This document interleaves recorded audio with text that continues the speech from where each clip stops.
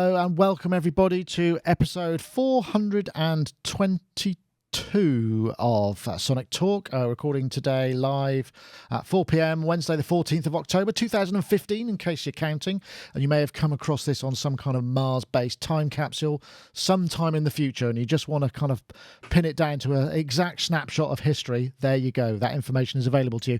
I want to say, if you're a first-time viewer, don't forget that we also do quite a lot of stuff on YouTube to do with music technology and associated subjects. That's what this podcast is about, but we do reviews, interviews, all kinds of stuff. So please do subscribe to our channel and you'll stay informed of the stuff that we do. Also want to say thank you very much to our show sponsors, Isotope, who will be bringing you another copy of Break Tweaker, and we hope to be letting you know who won last week's copy. So once again, stay tuned for that sometime later on in the show, but we'll let you know.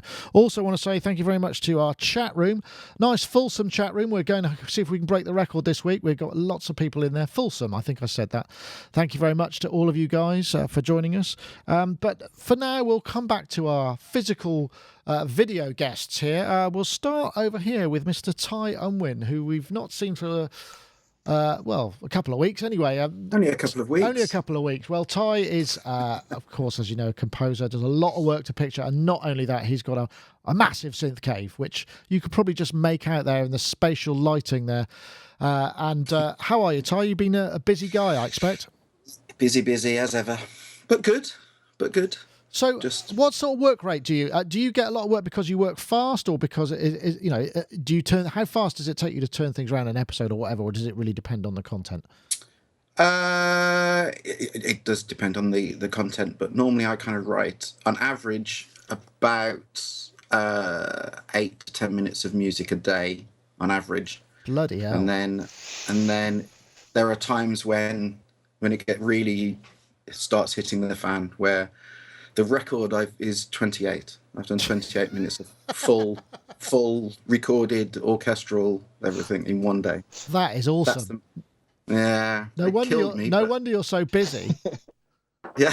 Yeah, we'll use that guy Ty. He's probably only going to be around for another couple of weeks at that sort of work rate. It does feel that way. But wow. They wring it out of you. Yeah. Well, it's good that there's blood, sweat, and tears in it. It's not just a hatchet job. That's the main thing, isn't it? You can still put some of yourself in it. Absolutely. Well, Ty, thank you very much for joining us as ever. No problem. And we've also got Mr. Marc Tinley over there in his very colourful studio, slightly binary with that blue foam. I'm guessing that's blue foam. It is. It's not egg boxes. It's proper soundproofing stuff from China. Ah, excellent. Special. Imported all the way.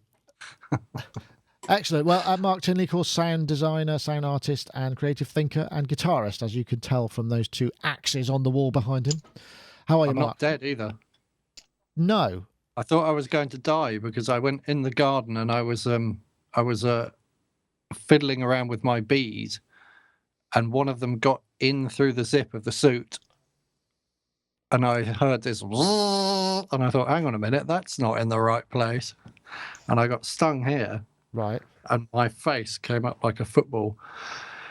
So are you allergic that was to bee exciting. stings? Are you allergic to bee stings then, have you discovered? Very, yeah.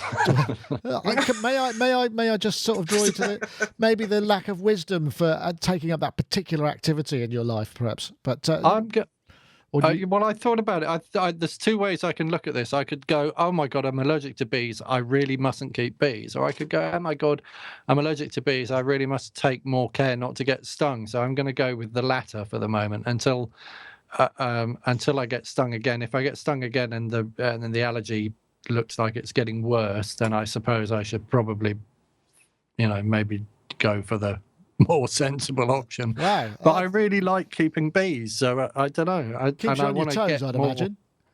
Weird recordings and stuff. Sorry? Keeps you on your toes, I'd imagine. Yes, exactly. Yeah. Well, it's really frightening when they all start getting in.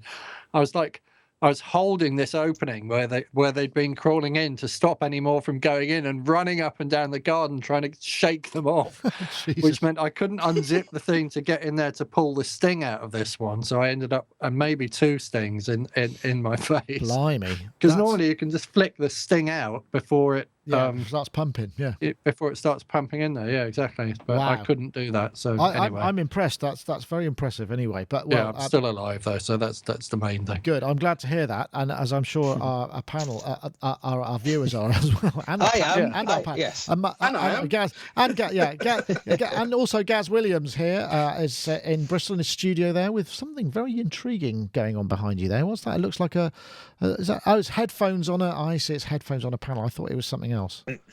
Gaz Williams, producer, bass player, music technologist, all of those things. How are you, Gaz? I'm very well, thank you. I had an idea just before the show, and I thought it was a brilliant idea, so I thought I'd just mention it quickly. So, what about this? I'm just going to try and inspire you with this now, Nick. Imagine this: the Sonic State Wave Depository. Really simple little idea. MIDI file. Everyone download exactly the same MIDI file. Record whatever synthesizer it is. Just tag it, say what it is, the detail about it. Upload it to the repository. The depository. Okay. Repository. and then you just grow a massive load of files of exactly the same MIDI file. Right. Rendered through all these different synths. So you could just listen to it and say, oh, wow, just out of interest. But crucially, access to the depository is not open. Right. It's only available to people who have uploaded a web. Deposited. Once they've deposited, then they get access to it, you see. So it grows by every time. That's not a bad What idea. tunes are going to play then? Well, there's that's an interesting thing, because they might need to be like a monotune and a polytune, but if you just tagged everything, so you could just do simply, this is a square wave of Minimoog, okay, that's not a bad idea. And then perhaps with web MIDI, with web MIDI, it might even be kind of simpler to do. Although someone will have to program it, and I'm guessing I know who that might be in this in this instance. But audio files would have to be conformed to -6 decibels and maybe 24-bit as well. Perhaps say 44/24, -6 dB. 44, 48/24. All right, well, that might be possible. We'll have a think about that. You've got to go with broadcast industry standard format. I just thought about it earlier, and I thought every time you do a review, bang, there it goes in the depository, okay. Yeah. Okay. I like the idea of that. I think I'll have to ruminate on that one, but thank you very much for that. And I also want to say thank you very much to our chat room. I've already said that. They're fulsome, aren't they, as we know. So, right, let's start with a bit of Chiptune's history. This is via 8-Bit Guy on YouTube, and this is I thought it was a really quite interesting piece. Hello, this is David from the 8-Bit Guy, and today I've got should have stood on a box, I feel, perhaps, but today we're going to talk about how old school music works. So this is just a run through of how it used to start. Days of home computers, most of them just had a simple beeper speaker. Examples would be the IBM PC and the Apple II. These speakers were controlled directly by the computer's CPU. I won't play it all, but he goes on to talk about the sound generation in the Nintendos and also the Commodore 64. And also, I mean, this is something that was really a bit of an eye-opener, the Yamaha YM3812 chip, which was in everything. I mean, it was in Sound Blaster. It was in Sound Blaster compatible. They must have made a fortune in the late 80s and early 90s, Yamaha, if they've got embedded in every single thing. And it's just a little bit of history, and part of it, I'm going to go to you, Ty, first, because one of the things that really blew my mind was the way that people who were composing music for games, which is, again, it's sort of this real-time algorithmic thing, were having to be really smart and clever with ways of modulating waveforms. So you only get one triangle or one square wave, and you've got to use crazy pitch modulations to generate these other sounds. Did you start? Did you have any experience of this? I guess it's probably before your time, but it was only just before my time. But it was about 3 years before my time, and absolutely hats off to anyone that actually did it that way, because the way I write and for how I write and what I write, I couldn't have done that. I absolutely couldn't have done that. Have you ever done any game stuff? Because, I mean, obviously there are quite a lot of standards that you have to adhere to, the way that the stems interact and all of that sort of thing, even now. Yeah, I haven't, no, which was quite ironic, because I went and gave a talk a few weeks ago for Spitfire Audio at I can't remember what it was, but it was basically, I can't remember. Gosh, I was there and spoke, and I can't remember what it was, but it was for do with gaming. And no, I've never written for games. Again, because of the way I write and the kind of music I write, I'm not saying I'd struggle to do that, but as you say, the kind of rules that you have to follow for that kind of don't really go with the way that I work, really. So it would be an interesting exercise, but I've never done it. But the 8-bit thing, honestly, I mean, you know, it's interesting from my point of view to watch how it was done, because we all know those kind of soundtracks to all these games, and to actually watch how it was one voice that was then, as you say, modulated in different ways, so that it was almost like wave sequencing, essentially. Yeah. You know, and that was amazing. That was the art of doing that is fantastic. Yeah, I couldn't have done that. Absolutely agree. I suspect, Mark, also you probably dabbled in some of this, because I know you've built some of your own things, and it's kind of all about the sort of embedded sound card stuff and utilizing that. Yes, I did. And there was what was that music computer that Yamaha had? CX5. Yeah. And CX5. Yeah, CX5 and CX5M. That's it. Right, and then did Nick Kershaw use one of those a lot?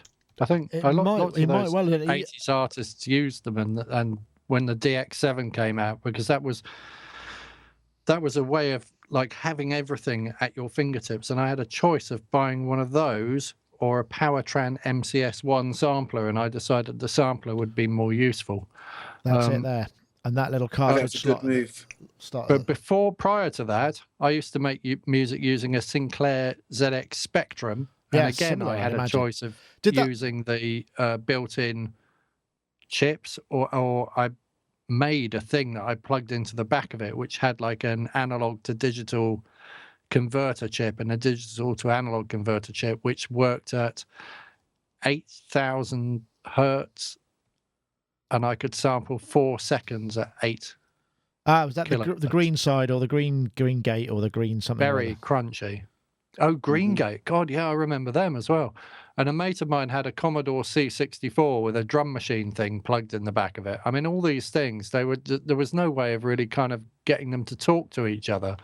So the advantage of the one that I built was that it worked off CV Gate, and I could program it from an MC202.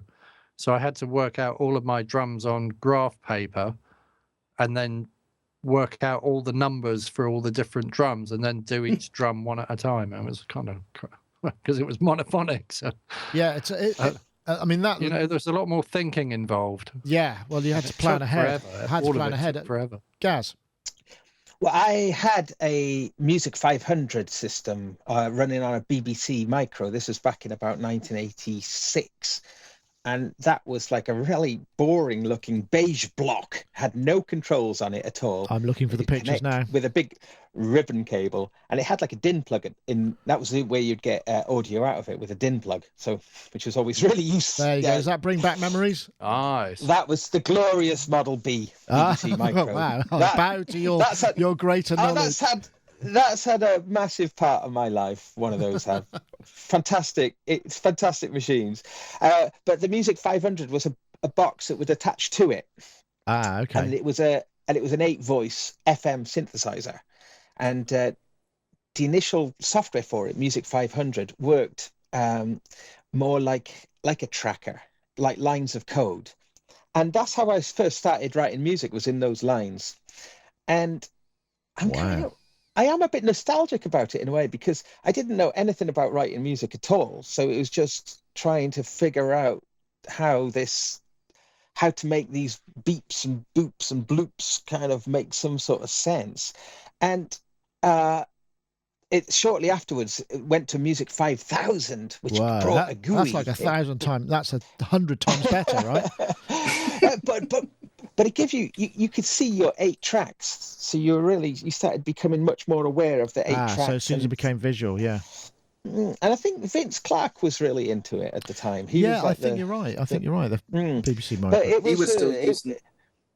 He was still using the BBC long after the rest of the world had stopped using the BBC. Well, there you go. He was still using it for almost a decade after everyone else had stopped. Wow. So good for him. Brilliant. It was a really quite a powerful system. And yeah, it was. I don't know. Is there any pictures of the Music 5000? I'm just trying to find. What is it actually? Music 5000. Okay, let me see. I'm going to do a quick BBC. search. Yeah, because I think it was quite ahead of its time, really. But because the BBC Micro was like an education computer. I had one because my parents were teachers. Oh, hold on. Here it comes. Right, you ready for this? This is amazing. Look at the design on this. I'll be nostalgic for this. There it is. Look, the most sexiest piece of equipment. A beige box with a ribbon cable sticking out the back of it. Yeah. Look at that. You know, this is Axel Hartmann, eat your heart out. Yeah. Awesome. That's brilliant. Yeah. So you had a 5000 system. I had the 500. The 500, but it looked exactly the same. It didn't have quite as flashy graphics on the front. For those of you who missed that screenshot, there it is. Look at that, beautiful. But the software, it was essentially exactly the same, but the software was an enormous upgrade, and the 5000, it blew my mind, and that set me off. Then that piece of software, that's where you started. Music 5000. It's interesting because now you're very much more about playing and real instruments. Was there a point where you got to where you just thought, I'm sick of prodding the keyboard, I'll play the bass, or were you doing that at the same time? I think it's always been both things simultaneously with me, really. It's just that I knew that the sexy thing to do is play live, isn't it? Yeah. More likely to get you the girls than perhaps. Yeah, there we go.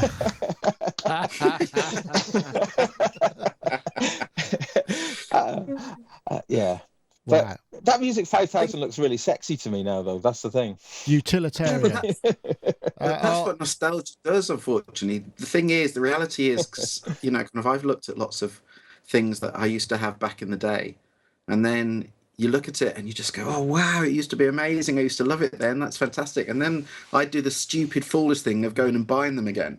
Yeah. And you then sit down, sit down, and after an hour, you just go, what on earth? How did I do this? I mean, I used to be, just like Mark was saying, really, I used to be a big MC202 user. Yeah. And I used to love my 202. And just like everyone else, when things moved on, I got rid of it. And then I just really had an urge to get a 202.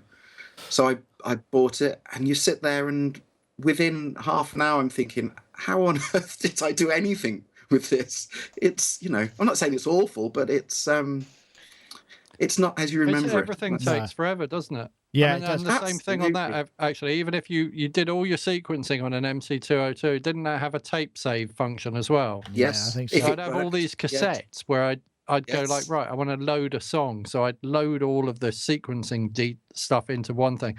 And to load 4 seconds of samples into my ZX Spectrum probably took about 4 or 5 minutes. So I'd go off and make a cup of tea while I was loading a snare sound, Awesome. The Hitman in the chat room said in 1974 he made a synth by taping a pocket calculator to a shortwave radio, pressing the different numbers, change the pitch of the radio static. Now that's dedication for you. Yeah. Cool. The tape thing. Does anyone remember a program in the UK called Saturday Superstore? Remember Saturday Superstore on Saturday morning? They did a kind of talent show thing back in, I don't know, early 80s. And I just got a 202, and we'd got through to the final of this thing. And we basically turned up to do the recording. And I had my 202 and my Korg Monopoly and whatever. And come to do the recording, and okay, fine, set up the keyboard. Came to load on the cassette to the 202 with all of the sequencing in. You can guess what I'm going to say. Yeah, it didn't work. No, wouldn't load in. Chew the tape? Just wouldn't load in, and it didn't chew the tape, but just refused to load. Oh, nice. And I've got the entire. I had no idea, but I've got everybody in this TV studio just waiting, going, "Has it loaded yet? Has it loaded yet?" It was never going to load, so they had to rejig everything, and I had to just sit in a back room and reprogram everything from scratch. Oh my God. Wow. And it was a thing that it had taken weeks to do the program on this thing, and I essentially had about 45 minutes or something to sit down and program it all from scratch. Wow. It was not pleasant. That's a fantastic story of that's brilliant. All for the price of a 15p cassette tape. That's just amazing, isn't it? Exactly. I think it was the cassette recorder that you used that was the key to it, though.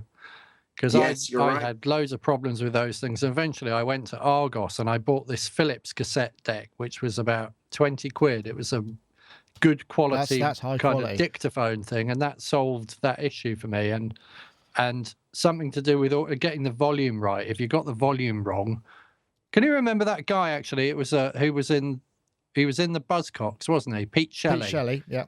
And he did a single, which I think was Telephone Operator or something. And on the B side of that, the first, or an album maybe, on the first track on it, on an LP, was the code for a Sinclair ZX Spectrum. And I remember spending hours trying to load that from an LP into a ZX Spectrum and eventually getting it to work. And then you played the single, and then you pressed go on the computer at the same time, and it had all these kind of flashing green and pink lines going across the screen at the same time as the record was playing, and roughly in sync. You had a sort of a video, and then some words would come up and stuff. Can anyone else remember that? I don't remember that. Wow. I can remember it happening. I never had it. I don't. Yes, I can remember I remember reading about it at the time, but I never. Too cutting edge. Yeah. This is a Actually, funny Sonic Talk, isn't it? This is the ancient Sonic Talk. Yeah, maybe we should move things up a pace and get into the 21st century, Grandad. I was going to tell you about my cassette story, but I won't. Oh, really? You got another one? Oh no, come on. You got to now. Well, all it is the fact that someone contacted me to say that they were moving or something, and they'd found a cassette that I'd given them when I'd written all my songs when I was 15, 16, and they'd found this cassette, and they sent me the cassette for me to so I could listen to all these songs that I haven't heard for 30 odd years. And I'm sure they're going to be dreadful. Anyway, the cassette arrived. I duly got out my Sony cassette deck, my top end, really posh. It won't work. So even the cassette deck doesn't want me to actually play cassette. So I thought, okay, well, I'll just go and buy a new cassette deck. How many companies do you think still make cassette decks? Very few. That I can find. None. Oh, one or two. Who is it? TIAC, I think. It's the only one I can find. Make one double cassette deck with no Dolby.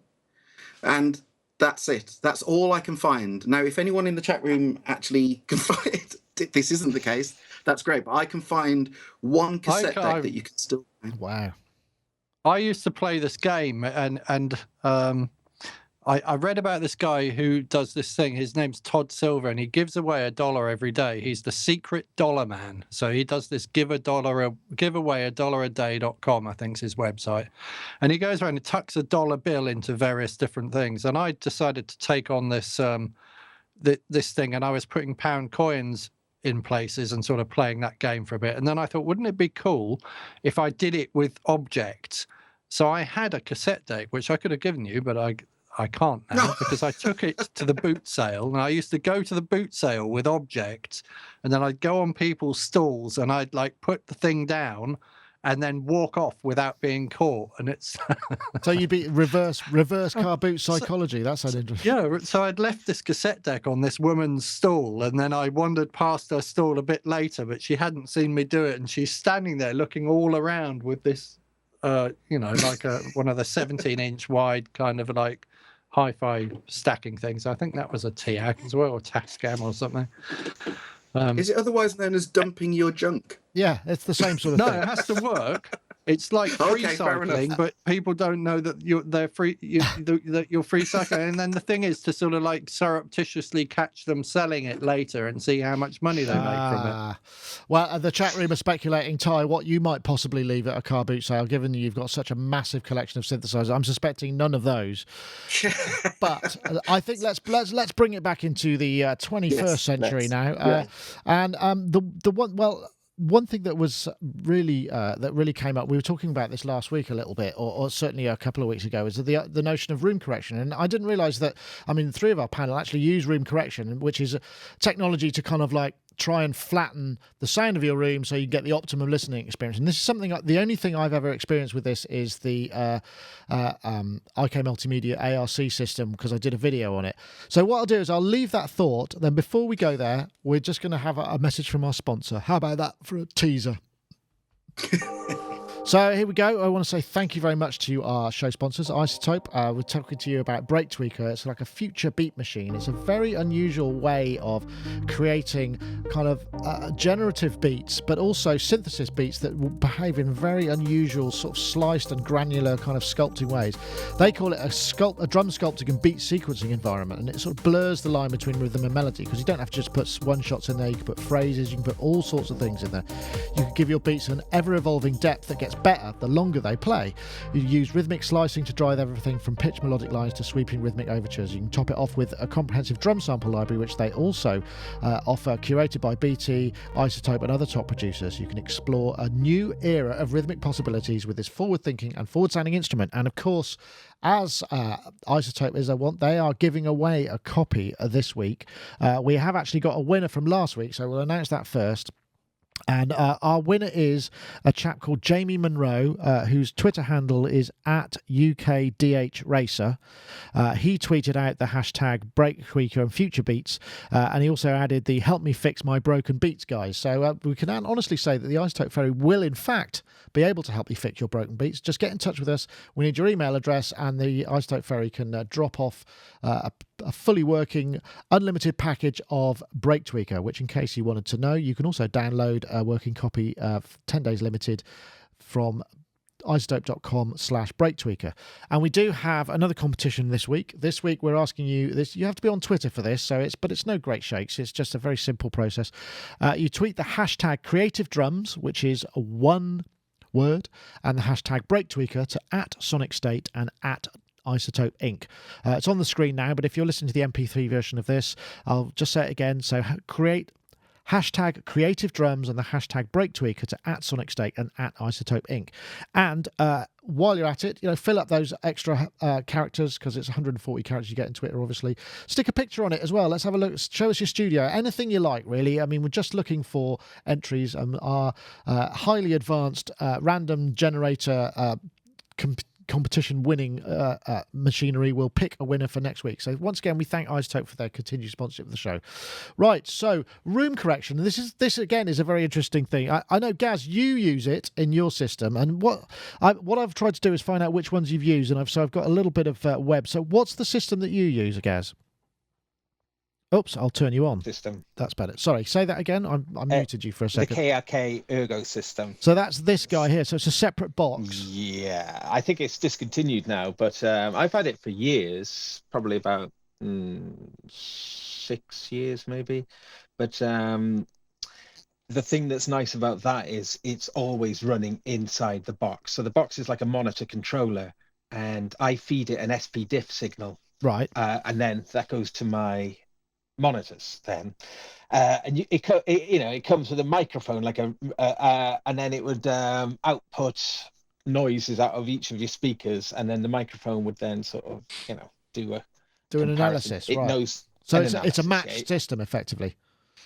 Yeah, and it's sort of it can't do everything.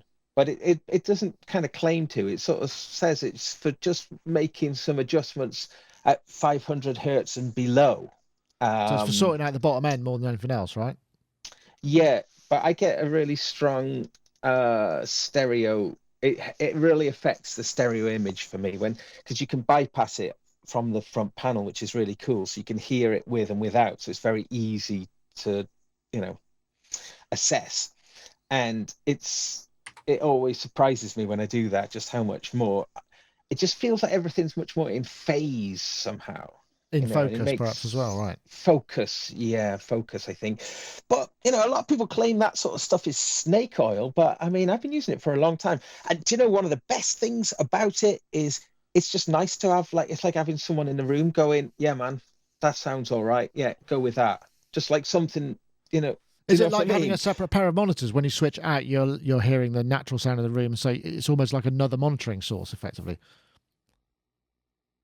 No. But it makes it sound a bit more swimmy to me when I bypass it. The sound, like certainly the bass, the tightness of the sound, it definitely improves that, and the stereo becomes a little bit more.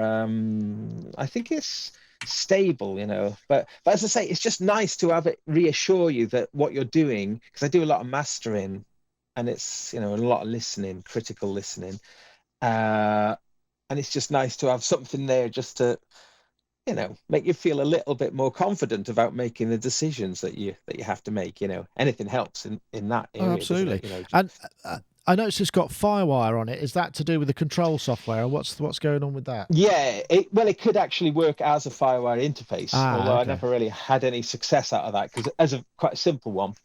But you can run. It's a good little speaker monitor system, actually. I think it was really ahead of its time and overlooked just the unit itself. It's really well made. Nice big volume control on it. But the thing that was nice about it is, when I was running a subwoofer, which I don't do anymore, I'd run it out of the B channel, and it was clever enough to automatically, when the sub was on, it would filter the speakers. Okay. So it would do the crossover. Oh, that's nifty. Yeah. That's the sort of thing it was a clever little box, but I think, you know, you go on places like Gear Sluts and people are out to kill things like that. They're out to kill stuff which is, you know, like messing with your master bus. Yeah. I think, well, just people don't like things that are affordable. And how much was it when it came out? Was it 500 UK pounds? So it wasn't cheap at the time, but affordable is true. But I've been using it for a long, long time, and it's never let me down. Right. And Mark, you use the IK Multimedia, which is a software-based solution, isn't it? And it's kind of got a profiling that allows you to learn. Let me see. I think I've got that here. You're on the ARC 2 system, right? Which is it's a profiling system that allows you to learn it and then apply it. But that has to go somewhere on the master bus, which presumably makes it a little more complicated to make sure that you've got it in or out. That's the problem with it.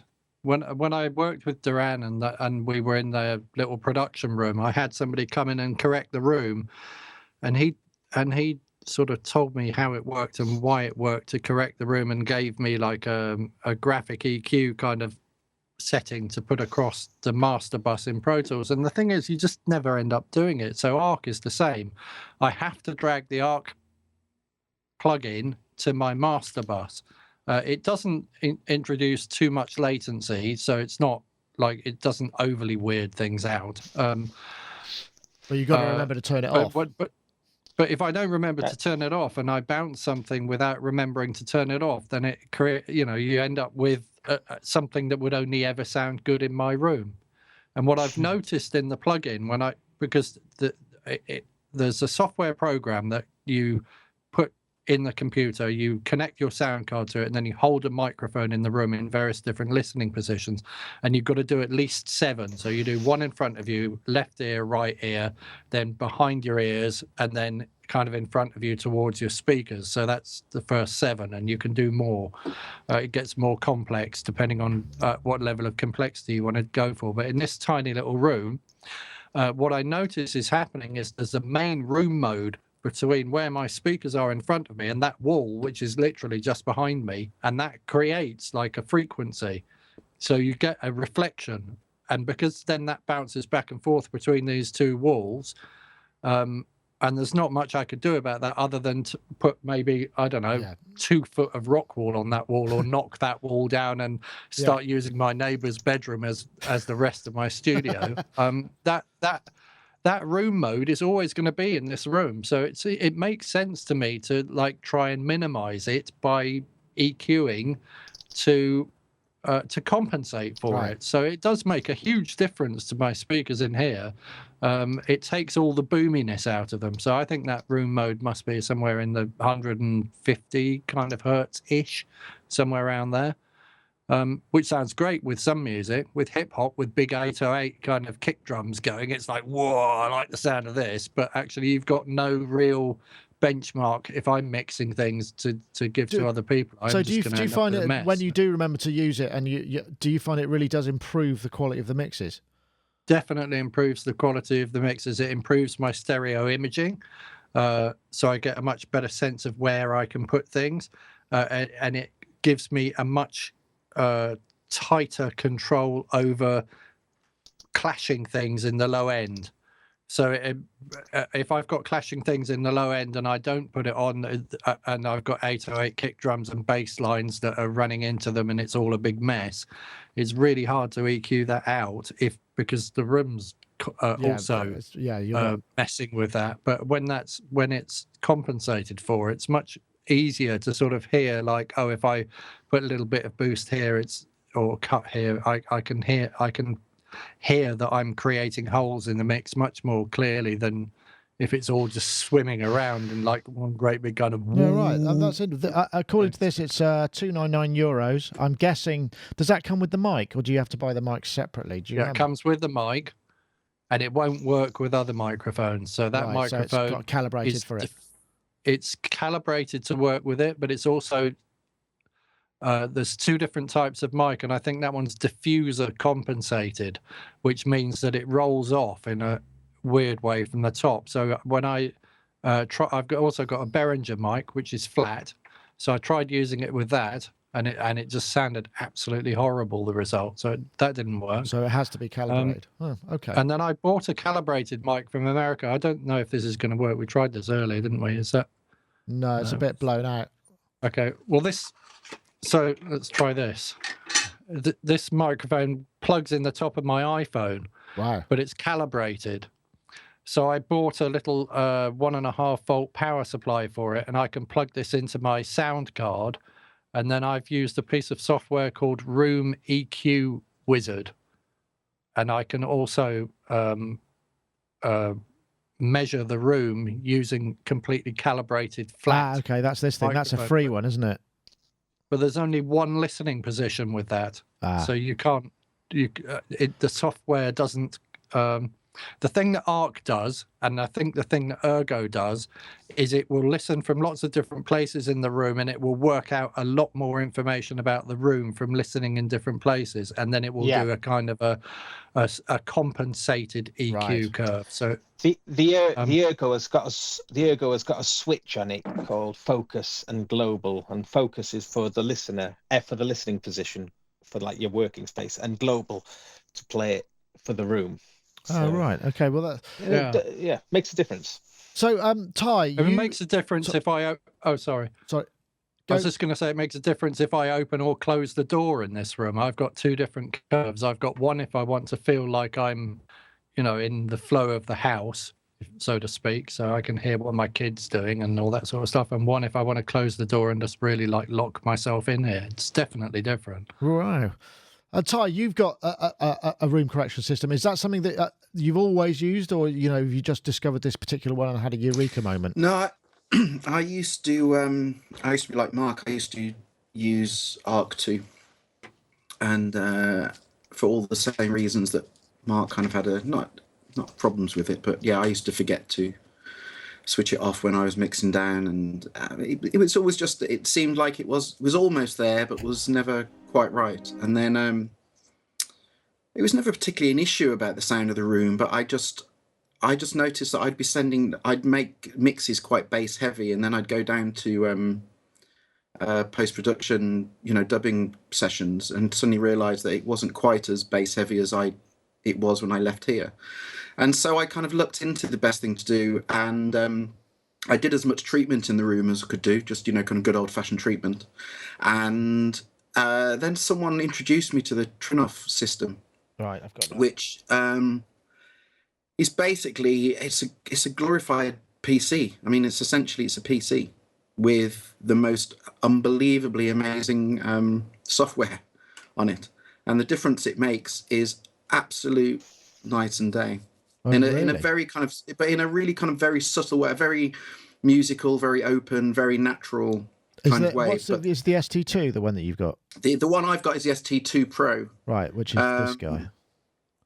And it's a 4-channel system, and essentially, just like Gaz's system, it goes from my monitor controller into the computer, into the ST, then goes to my monitors. And because I've got really good monitors, and I was just really feeling that I wasn't getting the full benefit of them.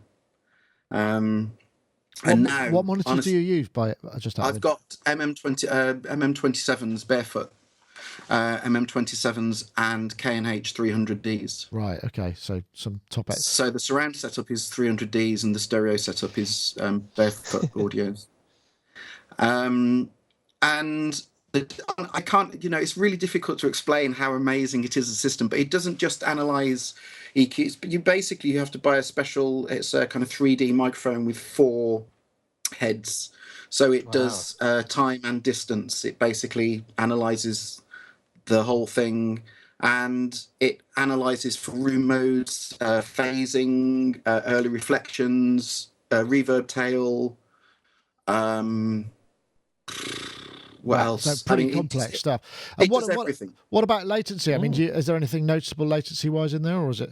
Well, this was the thing, because initially when I had it put in, when it came and was installed, because it's like a proper installation job, when he came and installed it and we did all the analysis, he said, it will add some latency to it, which obviously I wasn't that happy with, but obviously understandable.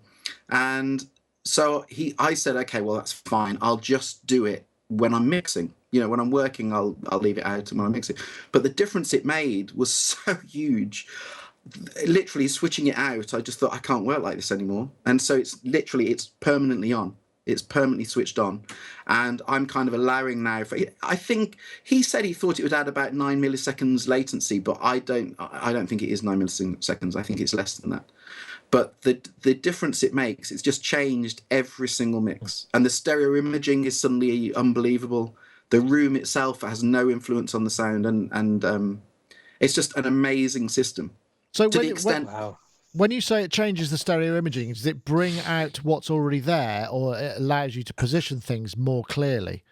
It literally means that there's no blurring. It's literally, you can actually see all the instruments completely, and it actually separates. It's just like the monitors should really be. If that's all it really does. It makes the monitor sound exactly as they should be, and as flat as possible.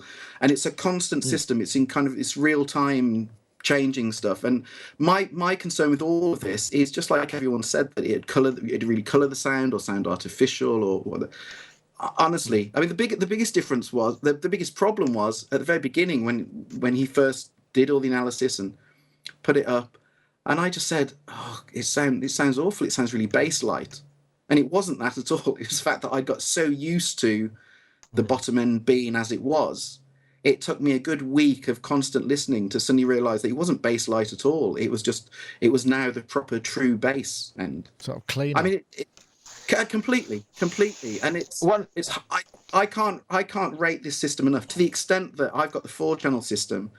They've just brought out the Demon, the one that can go up and do more. I think it's up to 16 outputs. And so basically I'm going to do the whole system with the surround sound system and the stereo system all on one, using a Demon, which is, that goes into silly money. I mean, it does go... Right. I mean, the basic system, include the microphone, the one that I've got is, I think it's about £4,000. And by the time did you buy the microphone as well then? Yeah, you have to buy the microphone separately. You've got it, and you can double check it from time to time, can you? Absolutely. It's absolutely, you can check it all the moment. For example, I had to check it all when the Moog went in, because that was going to change. As soon as you start adding anything to the room, it's going to change things, isn't it? Absolutely. I've changed the screens, the monitors that I use, screen monitors, and so that I reanalyzed it for that. And the great thing about it is you have a whole load of presets. So again, I've got it so that in my perfect where I sit and mix position is one preset. I've also got it so that if a director comes down and sits on the sofa down there to listen, that I can literally control it from the computer, and I choose that position, and in their position they get the ideal sound. That's really interesting. But I mean, I think the thing is, obviously, if you're working all the time, putting out master mixes from that room all the time, it makes sense. It's often, I suppose there's this sort of, it's a bit like blokes and having the right power tools, or, you know, using a hammer rather than something that's kind of makes it easier. There's this sort of notion that somehow if you do that, you're failing. It's you know, do you know what I mean? But I think when you've got something that's that night and day, I mean, that sounds incredible that it's going to make such a big difference, and it makes a lot of sense. The thing I've said this, said this all along about everything, not just with this, about all, you know, kind of, because I have so many people talking about the amount of gear that I've got and all that kind of thing. And my argument is always that if you stuck Lewis Hamilton in a Mini and stuck in Formula One track, he'd come last. He may be the best driver out there, but he's going to come last. And so from my point of view, any tools that can make my life easier, any tools that can make my day-to-day writing easier, although it may cost in the short term, it means that my life is easier, therefore it will pay back and I can do more work. Does that make sense? Yeah, I know, I can totally see that. Actually, one thing DSL Synth in the chat room says, how about sort of reference headphones versus studio room correction? I mean, do you listen on headphones as well? I mean, do you find that the combination of those things tallies, I suppose? Yeah, I do, and I've been searching long and hard to try and get the right headphones. But yeah, I think that you're absolutely right. The great thing about this system now is the fact that everything tallies up. Everything, the K&H, you know, the K&H's now tally up with the Barefoots, which tally up with the headphone mixes. Everything tallies up now, and I can now take my mixes anywhere and be absolutely confident that they're going to be right. Which I've never been able to do that before. That sounds like a very powerful argument for it. Guys, sorry.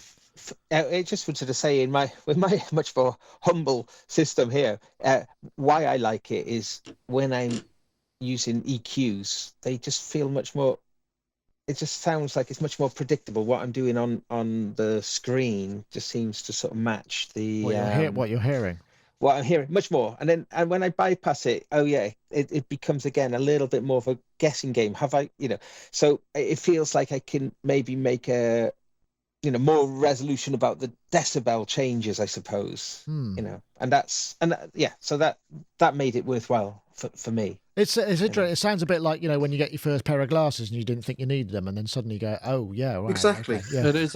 That's exactly. I mean, I think people say that you should always sort the room out first, but and I think you should do both, because I think you correct the room as much as you can, but there's going to be things that you absolutely can't correct in a home studio. So if you can correct some of that electronically, I think it's almost, I mean, an analogy would be, you're trying to program a synth, but the resonance feature on the synth has broken and it's jammed half on. So you're trying to program a cello in a synth with the resonance jammed half on. You're never going to be able to get there. Whereas if you could fix that, then you would be able to program properly. So it's almost like the room is creating a resonant frequency which is that's not meant to be there. If you can fix that, then you can work properly. I mean, absolutely. The thing is, when I had this room designed in the first place, I mean, they told me straight away, the guys doing all the acoustic treatment, that I shouldn't have so much glass in there, because obviously we all know glass isn't good for acoustic property wise. But the view is so beautiful. I was going, no, I don't want to be locked in a cupboard, so I want glass. And so I did literally. I mean, I was really fortunate. I had Hugh Robjohn from Sound on Sound, who was a friend of a friend, and he came and he kind of looked at doing all the treatment, acoustic treatment, and we did literally as much as we could do.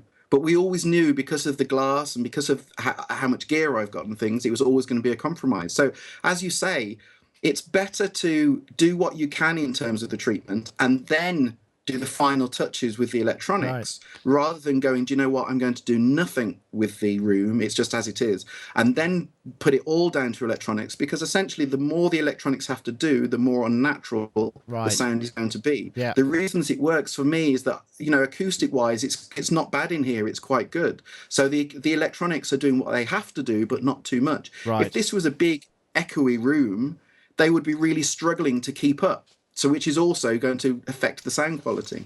So yeah, Mark's completely right. I would.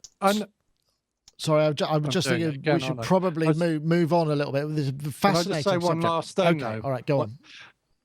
When I worked in Metropolis, downstairs, they've got like a sheet of glass which leans away from the mixing desk, and the whole wall is glass. Yeah. So you're working in a room where that whole wall in front of you is glass, and then you've got a massive piece of metal in front of you, which is bouncing sound straight up into your face, as in the desk.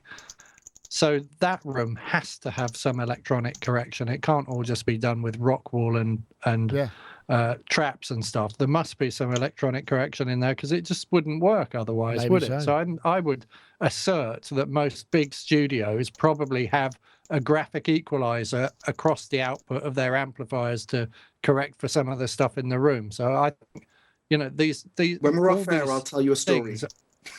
They're just plug-in versions of graphic equalizers. Yes, but they're a bit cleverer. And a bit more phase coherent. Right, let's get on to. There's another topic, because this is a topic close to certainly I know Ty's heart. Axel Hartmann teases a new monster synth. This is spotted by Synthtopia. This thing has a sort of Waldorf wave about it, and he's basically we know Axel Hartmann is a genius synth designer. He's been involved in so many synth designs, classic synth designs for a number of companies, and as we know, he did the Neuron, and this looks like some sort of super synth, which I don't know whether they Waldorf Electronics, but it is. I know it is the Sledge.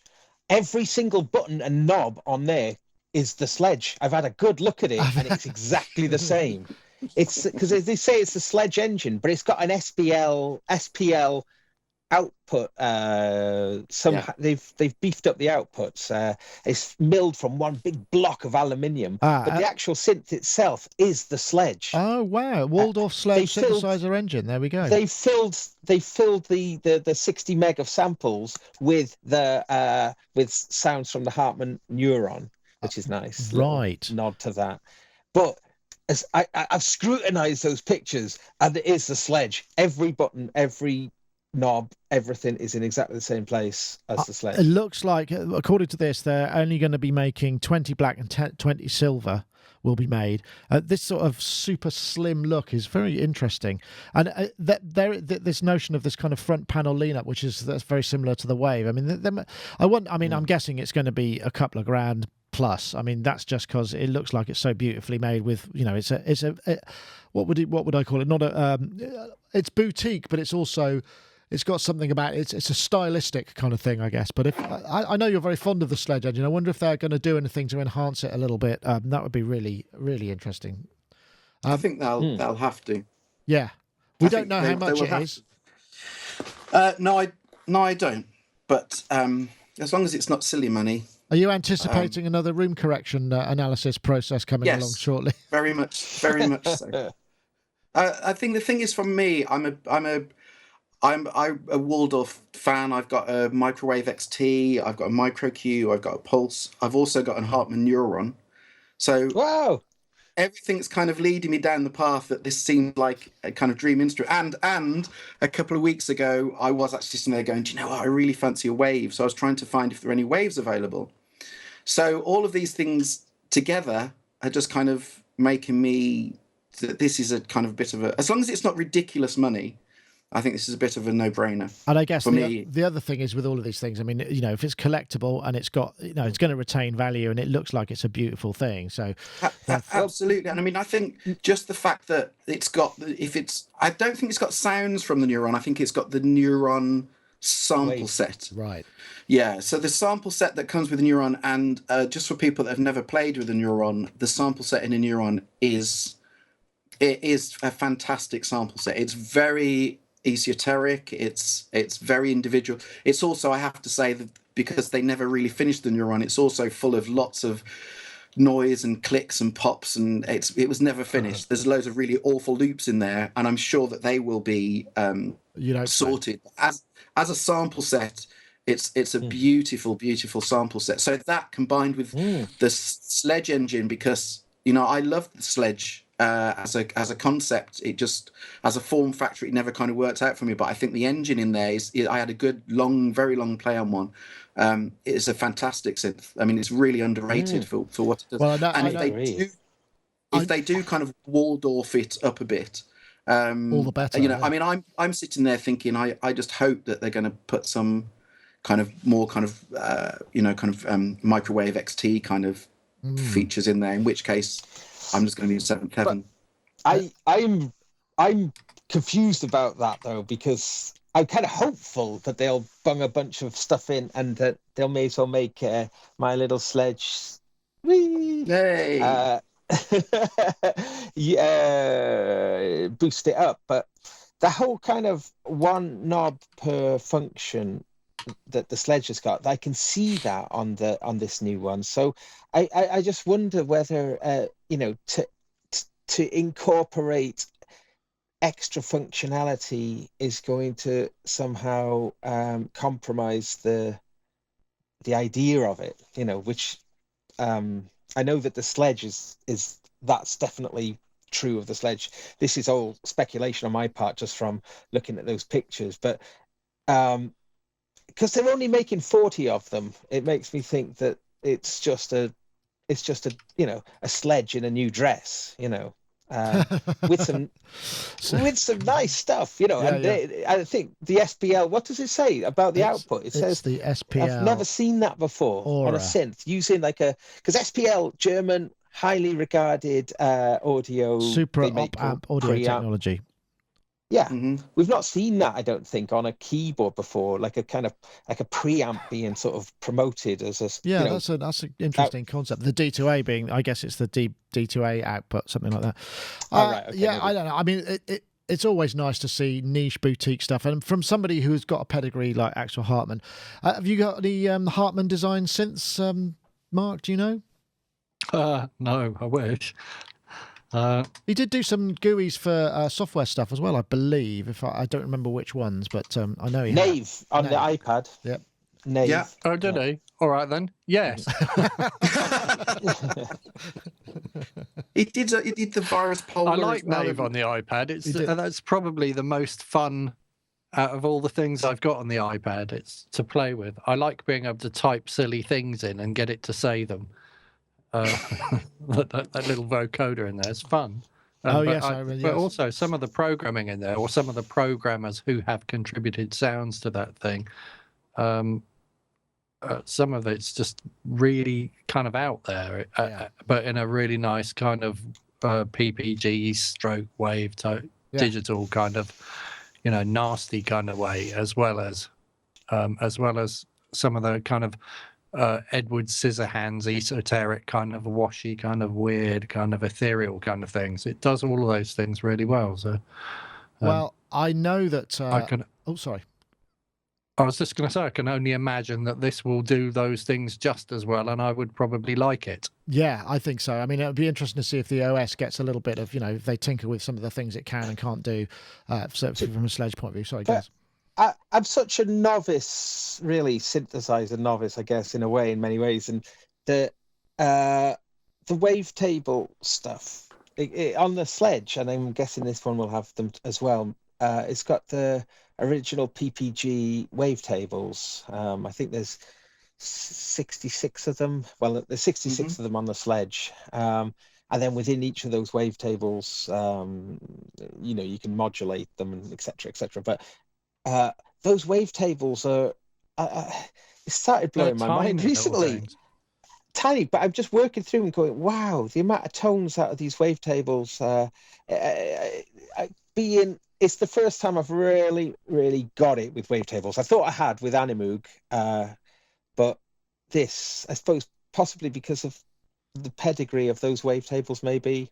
But yeah, I think you're probably right. It makes for the subtractive synthesizer. It just to feed that into a subtractive synthesizer layout. Essentially, it's copying the Minimoog, isn't it? The layout. I suppose so. Yeah. But just to feed that wavetable element into a mini moog. Just think of a mini moog with a wavetable, and that's what the sort of sledge is. And this in other terms one of as well, architecture, yeah. I mean, it doesn't sound much like a mini moog, but yes, the layout is. Well, I suppose one of the things that you could, perhaps if you were, here we go, perhaps if you were Ed Sheeran, you'd be thinking about buying one of these as well, because this is the other bit of news I just wanted to drop in there. Ed Sheeran's Thinking Out Loud becomes the first song to hit 500 million Spotify streams, which is something that was I spotted on Billboard recently, and that is an astonishing amount of I mean, that's just an absolutely mental amount of people. I was looking at this and I just thought, well, how many people are online? And I think it's something like 3 billion, they reckon, and counting. There's a counter that I did have somewhere, but I think I've lost the page. So 1/6 of the world's population who is online represented, I mean, it's probably more than one person, have done it more than once, have streamed Ed Sheeran's track on Spotify. I mean, that by any stretch is some kind of a hit, right? I mean, that is really quite an astonishing amount of reach. I mean, because you could never achieve that level, certainly we're talking within 12 months, you could never achieve that level of kind of availability in any other art form. I can't think of any other way. I mean, I don't think there's any kind of equivalent type of thing in terms of single sales, even no matter how massive a single might be, whether you're Michael Jackson or whatever. I mean, that's a major thing. I mean, he is one of the bigger artists on Spotify, so I'm guessing that's part of it. But, I mean, obviously that brings up the question of whether it actually generates much revenue. I mean, that really is... He's probably earned about £2.50. Well, I did look at this. There is an interesting article on the tricordist, which just goes into the sort of approximate amounts that 1 million streams will get you. It's a really interesting data set, actually, about. So, what is the approximate amount? I think the gross is about $2.6 million. So that's, I mean, that's a lot of money, but when you consider against 500 million plays, it doesn't seem. And then how much he'll see of that? Yeah, well, obviously there's going to be a split as well, but it's, I mean, there's just the amount of reach that you can have. I mean, it does in many ways. You could either see this as a real sort of negative, oh God, nobody earns any money out of music, or you say, well, the potential to reach that many people is really an astonishing kind of advancement in the way that music now is distributed. I don't know. Discuss. So which way are we going to go? I don't know. What mood are we in today? We get moaned at for being grumpy. So shall we go for the positive slant today? Yes, let's go for the positive. Yeah. What a fine way of reaching out to the world. It's a great advancement in the way we listen to music these days. I'm very happy for Ed. Excellent. Thank you.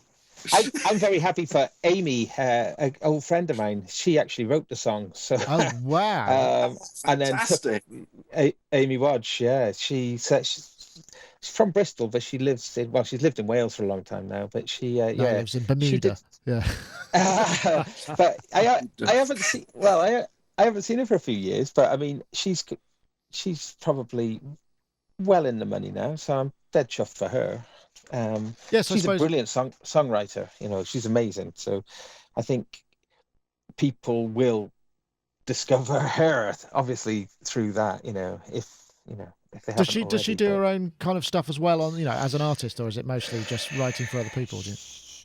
Oh, she absolutely is her own artist. I'm not sure what her release schedule is like these days, but she's a brilliant performer, brilliant songwriter, and just.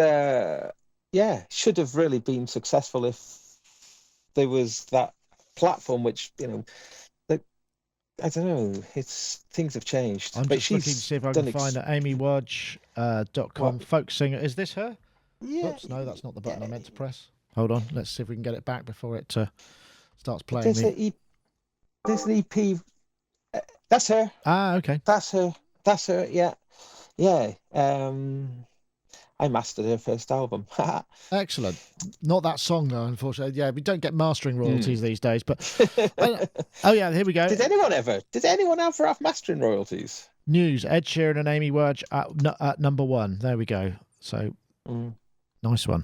I know. I mean, it's in many ways it could be seen as a good news story because, I mean, ultimately, you know, where Ed Sheeran came from was guy on a guitar, looper, slightly folky, you know, and that's quite positive in the fact that, you know, well, I was surprised that he hadn't written that song, but I mean, he is a kind of singer-songwriter kind of guy, so that's quite positive, I suppose. I know, Mark, you looking forward to your first, 5 million plays would be pretty good for any of us, really, I suppose, let alone 500 million or even 500,000 or 5,000 perhaps, you know. Or 500 even. 500. Something with 5 in it. I don't know. It's a good thing, isn't it? I mean, if people are making money from writing music, that means it's still possible to be a musician, and that's the important thing, isn't it? Yes, that is very true. Well said. Yeah, no, that is a very good point. That I think I just wanted to throw that one in there because it's just such a bonkers amount of plays. I mean, it really is. I mean, you know, obviously all of these things are statistically based, are able to be sort of slightly kind of averaged, shall we say. I mean, joking aside, the reality is exactly as Mark said. I mean, you know, kind of, it's not how we were brought up. It's not the system that we were brought up with. It's not the world that we were brought up with. It's the world that we're in now. And if this is the way that, as Mark said, people can carry on writing music, writing songs, and still make a career out of it at whatever level, then, you know, kind of, there gets to a certain point where you can't be a grumpy old man like me who sits there going, no, you know, I still buy CDs and it's the world's moved on. And if the way of going is Spotify, we've got to kind of move with it, really. And it's great. I mean, it is good. You know, it is good that if anyone that can make a career out of writing music, that's always a good thing. Yes, that's well said. Exactly. I think that's a good point to end. There was one last thing that I really wanted to play, and only because it's there. Oh, and this please say it's the Korg. Well, we could do the Korg thing. I've got time for that. Yeah, why not? We'll do the Korg. I was going to do the. I'll just play this anyway, just so you see it, because this is the astonishing 4K UHD of the bloke on the space station in 4K messing around with a globule of water, and it's just some of the most amazing imagery. It has absolutely nothing to do with music apart from it's got a sort of ambient electronic pad behind it, which sounds like it could be. I don't know. Let's say it's a neuron just for the hell of it, you know. But some really beautiful imagery there. But that's not what we're going to do. I just wanted to throw that in there. Okay, let's see. Where have I got it? I've got the This came out at the beginning of mid through last month, and it's an astonishing concept. This is the Korg Liverpool, which is a sort of themed arranger keyboard. And before everybody says, arranger keyboards are rubbish, just watch this a sec, and then perhaps we can move on and talk about them generally. So the idea is this is kind of loaded with Beatles songs and sound sets and what have you, which, okay, it may not be something that you or I might find we use. I think he's about to head to Abbey Road, I believe. Oh, there's the shot. Yeah, there we go. I don't think I'll play the whole thing. That reminds me a little bit of a joke, isn't it? Why did the record producer cross the road? Because the Beatles did. That was it. Yes. Anyway, that's the end of that gag. But yeah, this is the news of the new Liverpool. I mean, I can't imagine how much the issue of licensing or what have you. It must have been a very difficult thing to actually achieve. Ty, you said you wanted to chip in on this because, I mean, the one thing I will say about arranger keyboards is the technology inside them is often incredibly advanced, and these new Korg ones have got some pretty amazing synth engine stuff in there, which might be masked by its Beatle nature of this particular model. Absolutely. I think there's so many aspects to this. There's so many threads and so many ways to go down this route. And from a positive point of view, I think you're exactly right. In terms of the synthesis behind this, I think it's essentially what was the other mini Korg arranger kind of keyboard thing that they did? Yes, the Korg. I'm trying to remember that. Whatever, one of those. But in terms of the actual technology involved in this, I think the keyboard itself is probably actually quite a good keyboard. And do you know what I mean? If you strip away down to the sound blocks and what sounds it could produce, I think it's actually good for someone starting out. I think if you want speakers, if you want all of that, that's great. And I think it's, as a keyboard, at a basic level, I think it's good. Then comes the slightly more negative side of things, which you then start to say, so how have they managed to make the tracks sound so awful, bearing in mind that the technology behind it is so good? And then it goes, from my point of view personally, it goes down further still, completely opposite with me just going, if you know, kind of that with the whole Ed Sheeran thing, if that means that people can make a career writing music, that's fantastic. I just think if people are going to start writing music, having an auto accompaniment Beatles keyboard is just not awful on every level. I could sit on the fence and say what I don't think, but I mean, honestly, it's beyond, in my opinion, this is only my opinion, it's beyond dreadful. Right. It's the pits of the pits of the pits of the pits. Yeah, but I wonder what it's like to really pervert what it was meant for, you know? Because if you think about it, the Beatles, the sounds the Beatles used are like the bedrock of a lot of rock music, which there's a tradition of just, you know, totally twisting things around. And I wonder if something that's being handed to you in such a corny kind of way, if you're to, you know, take that as a reason just to make music that resembles the Beatles, you know, that has absolutely zero resemblance to the Beatles and just, you know, completely mad, freaky music. That'd be an interesting challenge, wouldn't it? Yeah, I would love to see how many people will do that. Yeah, well, I wonder. Yeah, someone will. So. The furthest I'll get to is sounding like Oasis instead. Hey, okay. I don't know. I mean, I don't know, Mark. We've talked about some of the kind of super arranger keyboards, the Yamaha Tyros, and some of these things are really quite astonishing in what they can do. At the moment, you've gone a bit. You've gone a little bit frozen. I don't know if you're. Oh. There we go. But that's it. You're back. Oh, I've been encoding too many 80s videos and I've gone all Max Headroom. So what is it? I'll try and sit still to reduce. But can you hear me okay though? Sort of. Sounds like auto-tuned Mark. Yeah, it's really heavily auto-tuned. Time stretched. Okay, well, I'll try talking and let's see if that works. But I've been in Abbey Road Studios with Ken Scott, and Ken Scott engineered lots of those Beatles things. And lots of the things that Ken Scott does make Beatles down, such as putting vocals through the cabinets and using drums and all that good stuff. Mark, just turn your video off for quickly. Just if you switch off your video, then I think we'll get better audio. Just so we can hear what you're saying.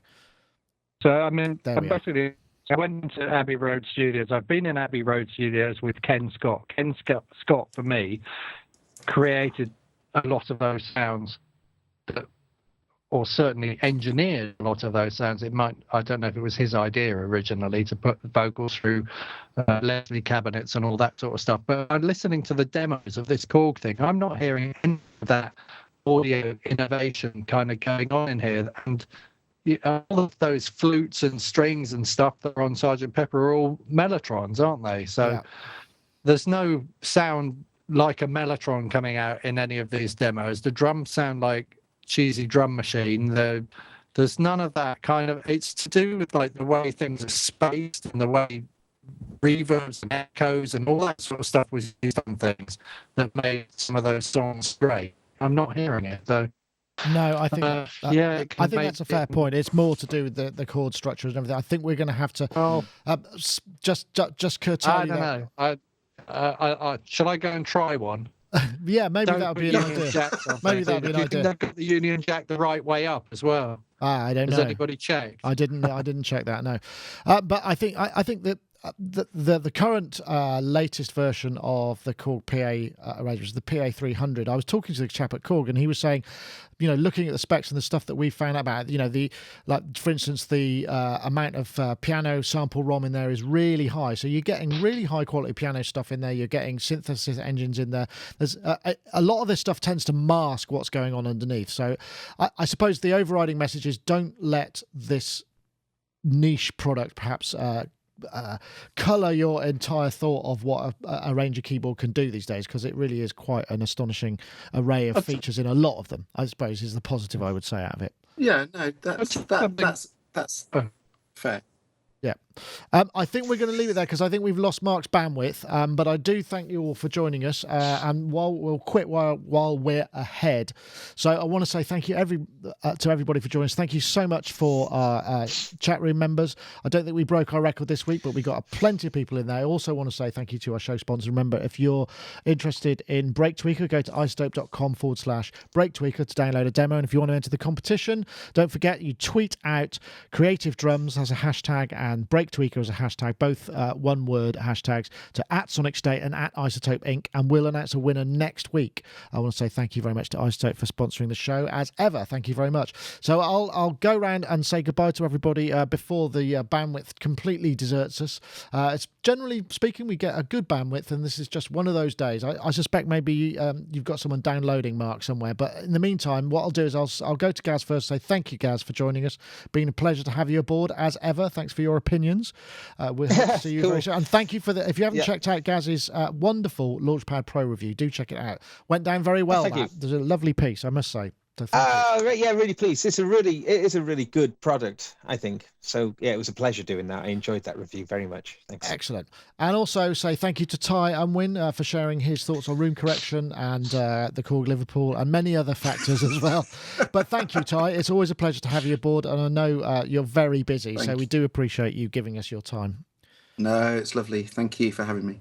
Excellent. Thank and Mark Tinley, who's reduced to a small icon, we can hear him. I've shrunk.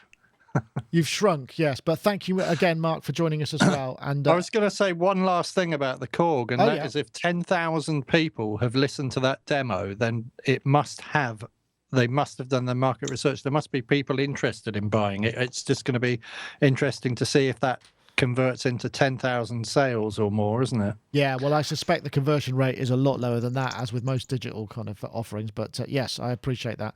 Anyway, that's it for this week. I want to say thank you very much to all our guests. Thank you for all in the chat room. Don't forget, you can join us every week when we stream live, and you have access to the chat room, and we can register nicknames and all that sort of stuff. And don't forget, subscribe to us on YouTube. We've got lots more content coming up that will be available via our usual outlets. That's it for this week. Thank you very much for watching. See you next time.